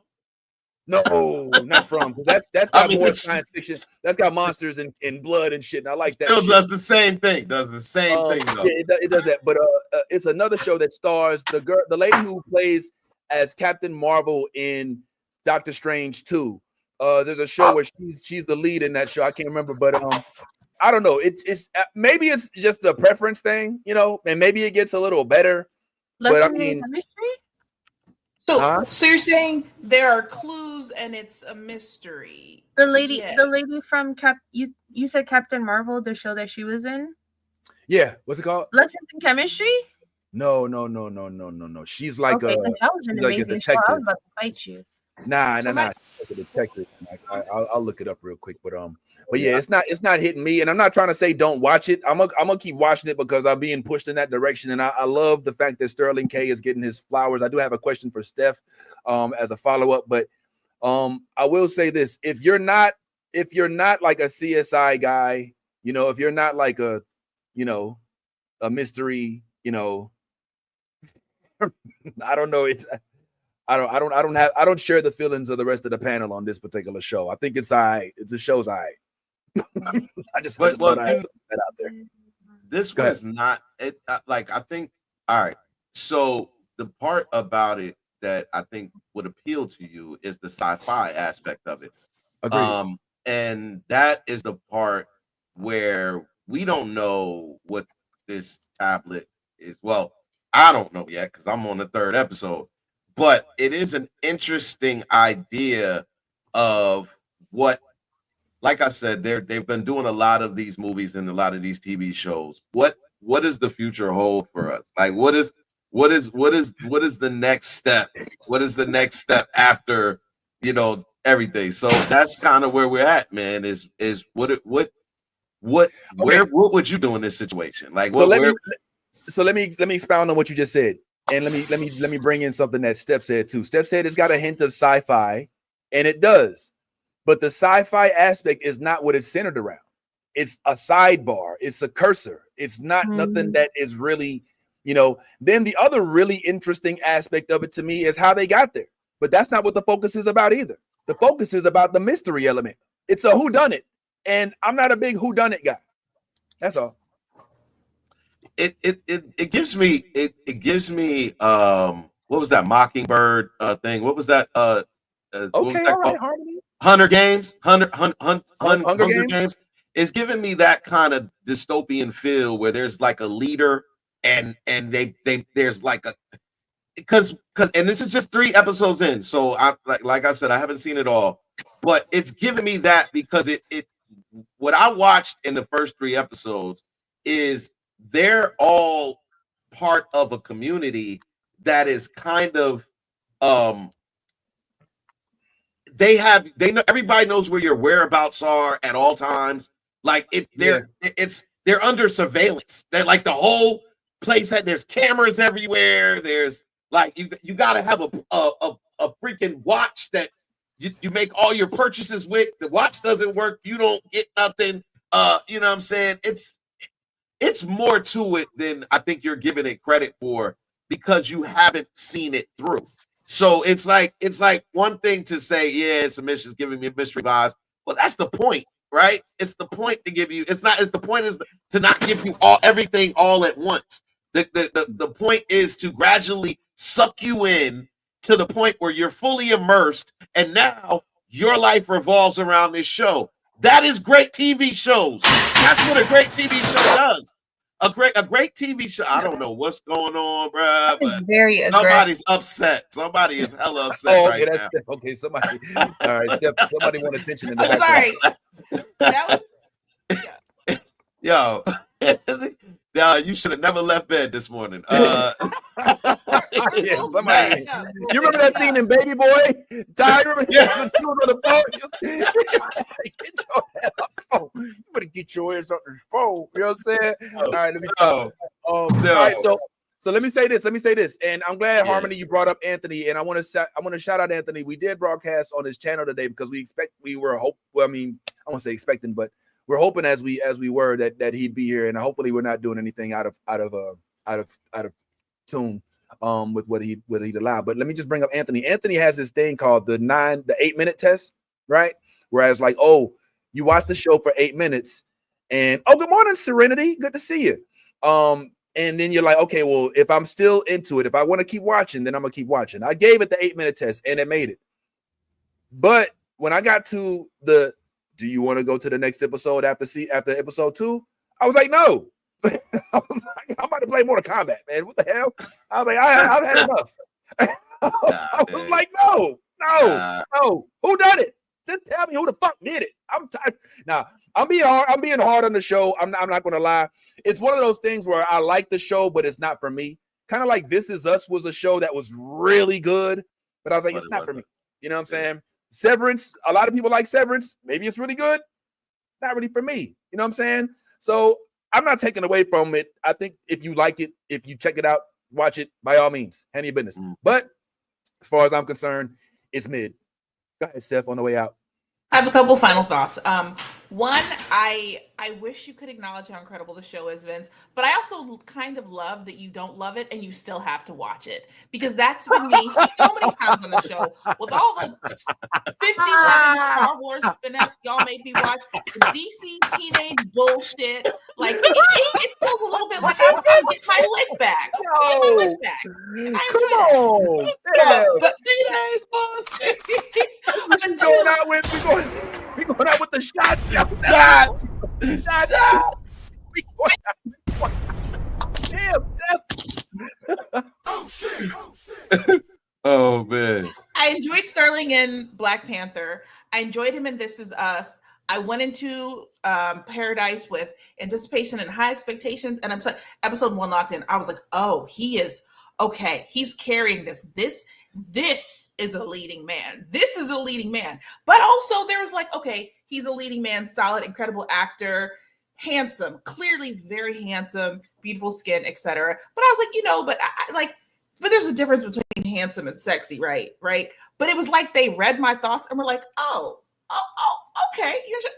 Listen, Skylar said it. I was like, we're doing that. Sterling, okay, we get it. All right, you're multifaceted. You're all the things. You're all the things. Okay, received. Oh no. Yeah. Also, Skylar, I don't know who you are, but we should be friends. I'm reading all your comments. Like, why is Skylar not my monologue too? What'd you say?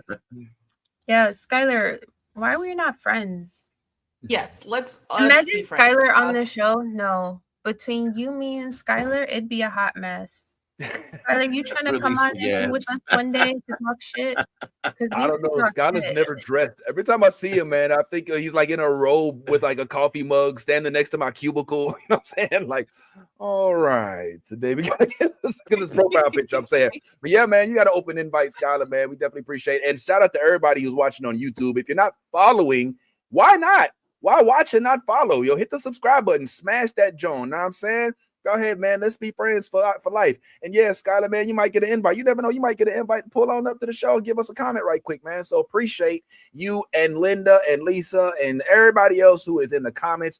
Make sure y'all follow, like, share, and subscribe. Look, unfortunately, we got to this portion. Can I just say this real quick? Now, one thing that I did notice, and I always have to pay attention to this because I do bring this up a lot. But I did notice that there was a very small, very, very, very small amount of black men in this here city. It might have been only black man I actually saw was Sterling, if I'm being honest. And the son. Well, I said men. I was very specific when I said that. Men. Okay. Black men, because they seem to get left out of so many things these days. And so that was one of the things that I noticed, that there was a minimal amount of black men and there was a minimal amount of black women. And for some reason, the black men and the black women didn't seem to get along as they typically do in today's society when it comes to stuff that's portrayed on screen. So I'm just wondering why that continues to be the theme throughout all of television and movies. Let me do this real quick because we've already held Nolly longer than she has to be. We can talk about that as we continue, but we unfortunately have to let two of our I think Steph was going to hang out, but we're going to talk Invincible now. I gotta go shortly, but I'm gonna say one last thing about Paradise. Okay, we want to go ahead and let our homie Nolly on up out of here. So thank you, Nolly, as always. Everybody give her the flowers she deserves, y'all, man. That's the homie, man. She started us off every time. So appreciate you, Nolly, for being here. And we will see you next week. And look for her to also be maybe in the story. So go ahead and let her out. Any words on the way out, Nolly? I'm off to go be a horny menace elsewhere. Say it again. She's going. What? What? I said I'm off to be a horny menace elsewhere. Have a great weekend. Wow, we love the horny ministers. I guess one time for Nolly, y'all. She said she Nolly was on something today, yo. Nolly took Nolly. I feel like Nolly popped the Cialis. She was on fire this morning. Nolly's gonna talk real quick, but yeah. So Steph, we're gonna get into a little bit of Invincible real quick on the way out. But do you have some more words about Paradise, please? Yes, I want to respond to Bad Ty's comment before I go because I watched Invincible. I'll tell you, I Googled it and was like, I don't think I'm going to watch Invincible. Yeah, I don't think that's But please. I will say, Bad Ty, you make an excellent point about the lack of Black people. But one of the things I love about the show is that everything makes sense. They have put so much clear thought and effort into the world building. I don't want to spoil too much, but I will say the lack of Black people is intentional and not an oversight in a very specifically engineered society. And I love that despite the lack of Black people, two of the most prominent folks on the show and in that society are Black people, because we are going to be excellent. We are going to rise to the top. And I'll just say, if they handpicking people to be part of a project, the Black ones who make it are going to be the very best of the best of the best. Yeah, and they are. And I love that we get to see them highlighted. Awesome. That's a good exit for Steph, man. Let's go ahead and give Steph her props on the way out as well. Hey, everybody, Steph don't show up every week because she busy. So when she pull up, y'all better give her the flowers she deserves, goddamn. So one time for the homie Steph. Steph, thanks for pulling up. Hope you get everything you deserve this Valentine's weekend. Hallelujah. You know Steph is always in love, man. We love to get Steph's questions. We rocking that Georgetown Hoyas. Yeah, man. Steph is the homie, man. Where would we be without our ladies hold us down, bro. Like for real. Yes. Like I don't know what the hell we would be doing. We'd be saying the most craziest, outlandish shit, but thank God they're here to keep us held down to the forefront, man, for the real. But now that they gone, can we talk about some man shit? Like, let's talk about it. A father and son that are superheroes that are like, yo, I'm gonna kick your ass and make you the man you supposed to be, son. Nah, Dad, you ain't shit. You can't kick my ass. Fuck that shit, son. I'm gonna kick your ass and make you babysit my baby that I had on another planet. I'm gonna make your mama watch him. You gonna watch. Your mama watch. Yo, this shit is crazy. Okay, so I know we only got a few more minutes, but can we just talk about how, I mean, look, the show is back. Like, it's back in full form, in my opinion. It's not doing the thing it did the time before where it was like, okay, we're going to be back for a couple minutes, and then we're going to take a break, and then we're going to be back. I think that they've heard the criticism and justifiably have made those the right moves to kind of get us back in the mood for it. And it's a lot of stuff happening, too. And I got to say, I feel some sort of way because when I'm watching Invincible, I don't normally feel things, when it comes to like relationships and like, couples and stuff like that. But this thing that's going on with him and Eve, yo, I ain't gonna lie, bro. I'm not mad at it. Like, it makes so much sense to see them flying them out. You know what I'm saying? Like, for once, I'm intrigued by a superhero relationship. We don't get these that often. You know what I'm saying?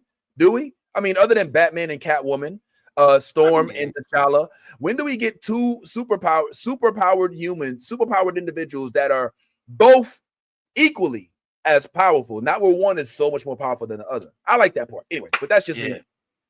But that's probably not what we're gonna talk about. Nah. No, you're right. You're right. 100%. We don't typically get this a lot. I think we got Cyclops and Jean.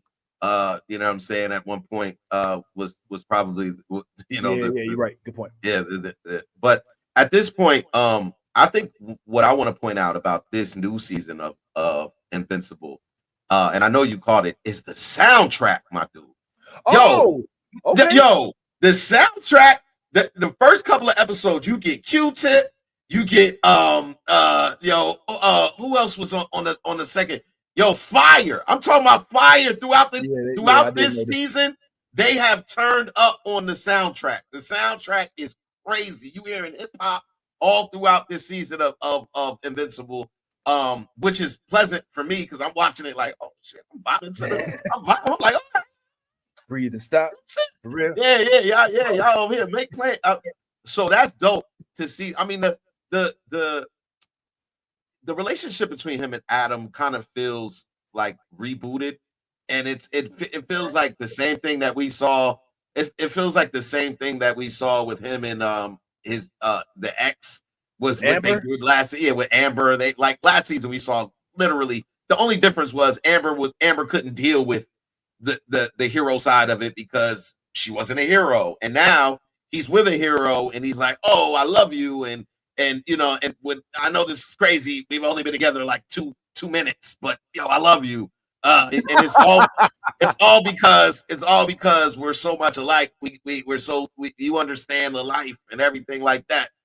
So let's consummate this thing. My man, Invincible is clapping cheeks like none other right now. And the ill part is he's so disrespectful with it. He's doing it while his mom's at home. His mom's at home, knocking on the door, Man. like what? Nah, man, I can't let you. Nah. Why this door locked? Yo. Oh no! Really?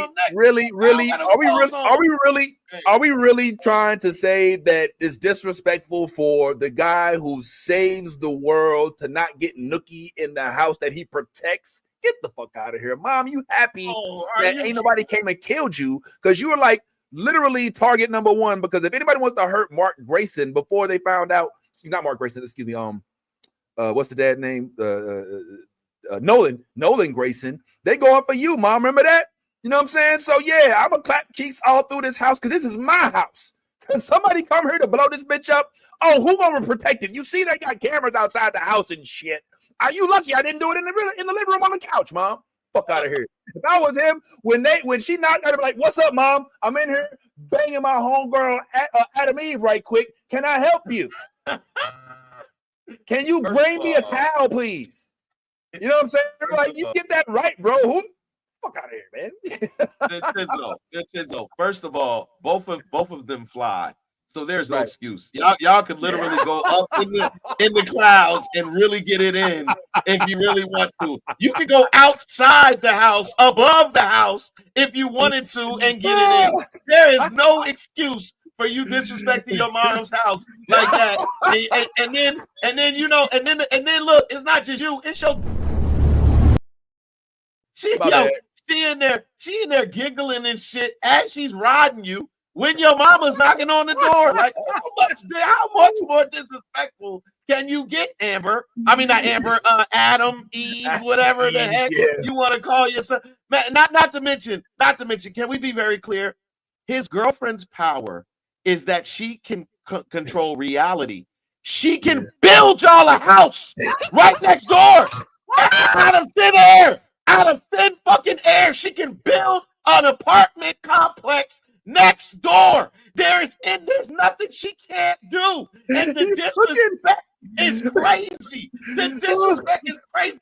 She can imagine you a 4-bedroom condo right now. You can get in there right now. You can fuck in every room in that condo uninterrupted, bro. And then in his mama's house, the level of disrespect. I want Invincible dead the next episode. I'm sorry. Come on, man. Dead. I would never disrespect my mother. I love my mom. Just in case she pulls up to the show, just let you know.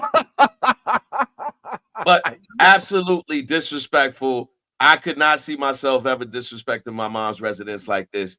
And this dude has done this on multiple occasions, and it has to stop. He's got a little brother now. What if your little brother walked in? What if your little brother walked by the room and heard you in there clapping cheeks? Yo, are you gonna explain this? Nah. You just told him not to kill nobody as you're in there killing this girl. Cause look. Yo, whoa. First of all, that little boy grows 2 years a minute. He is a man now. He is going through puberty. Balls is dropping and everything. You know what I'm saying? And even though they naturally blue, he got to know what it is that he got to do. And I agree with you. Yeah, they could have built a whole tree house in the backyard. Like, she literally has her own place, like far away. They just came from Paris. Y'all flew all the way through Egypt. You flew all the way from Paris to come back to your mama's house to get it out, bro. Like, what's going on, man? Like, for real. Like, good point, man. Good point. They literally, she sat there and took his calls like, can you put us at the Motel 6 or the Marriott? You know what I'm saying? Can we go to the Residence Inn where we can have a couch and a double bed and not be sitting there trying to be quiet when my mom was out there making breakfast? You right, bro. You make up a good point. But I ain't gonna lie. I like these two as a couple. I mean, I felt some weird thing. I'm like, all right, I'm all about black love, but I like this. I don't know what it was. You like this. It feels right. Huh? I like it because I like it when two people just make sense. You know what I'm saying? Like, they make sense. You know, even though she was with, I think, one or two people in the gang. You know what I'm saying? It's the merry-go-round. It's the merry-go-round. With a couple of people. Yeah, I mean, and old boy's like, yeah, I was with her, but whatever. You take her. You know what I'm saying? But the whole I love you thing, I get it, because they're like, you come on, Ty, let's keep it real. Let's not get too mushy. But you probably in your life had an instance in which you met somebody and clicked so quickly that you was like, damn, and you were inseparable for however many period of days. And you're like, wow, what is this feeling? And I just feel like I relate to that a little bit. And that's kind of what this is. So I was kind of cool to see that. That's everybody I've ever met. That's it. We all connect. We all feel that. No, it's absolutely that. Every listen. Anytime about you. Well, that's for me. I'm just telling you what for me. What works for you works for you. I loved everybody I was ever with. I mean, that's just how I am. I look like it's not. It doesn't feel real to me unless it feels real to me. Like, I mean, like, even if it lasts for a day or two. I mean, look, in that moment, you felt every bit of I loved you, and I felt every bit of you love me. And people. One of the things I learned at a very early age, you can fall in and out of love just as quickly as you put on shoes.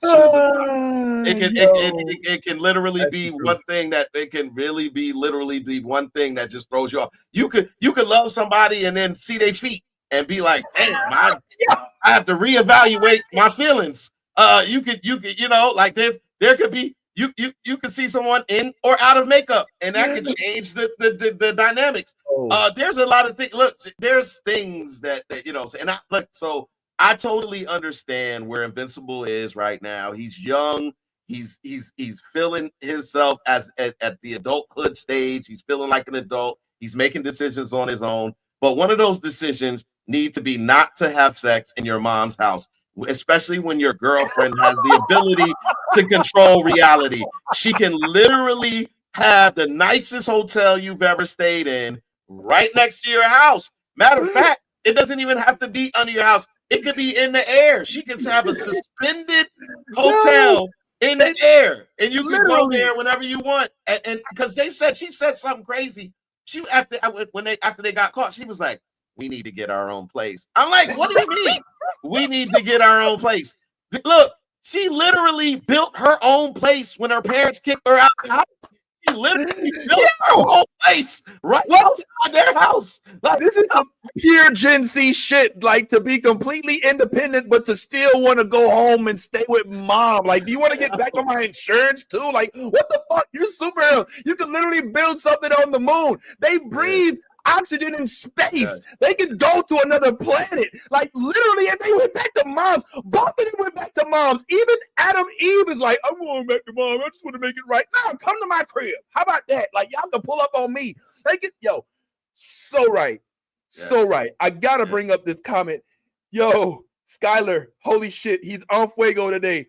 First, he tries to glaze like, yeah, she can build a house. That's why she gotta go to school. Remember, she don't know how to build a house yet, even though she didn't build the house. Then she go, I brought home a date once, and my mom was like, separate. This is making for real. That is real stuff, man. I think we should close on that. Let's go ahead and get on up out of here. I will say this: you reminded me of something. One girl, my ex. Oh, I shouldn't have put her on blast, but I did. I met her in the club, and she had green eyes. 2 weeks later, she didn't, and that changed things. Changed things. Green eyes is the winner. Green eyes will get you every time. Like, hold up, no. I thought they were your real eyes. So anyway, that is what it is. Well, listen, guys, there's so much more to discuss. As obviously we got Thunderbolts coming. We still got more episodes of Invincible. We definitely still got more to uncover when it comes to Black Captain America and so many other things. There's so many trailers as well that we didn't get to talk about today because we were so obsessed with all of the stuff that we did. So please stay here, stay ready. Ty, you want to go ahead and give them the promo right quick, man? Yo, once again, shout out to the comment section. Y'all was on fuego today, as always, and we appreciate y'all coming and showing all of your commitment to us. But if you will, before you leave the show, hit that like button, hit that share button, and hit that subscribe button if you already haven't. It's going to help us grow, help us continue to bring this comment. Thank you. Shout out till next week. Pull on up. And if you a geek, go ahead, let that geek flag fly. We out.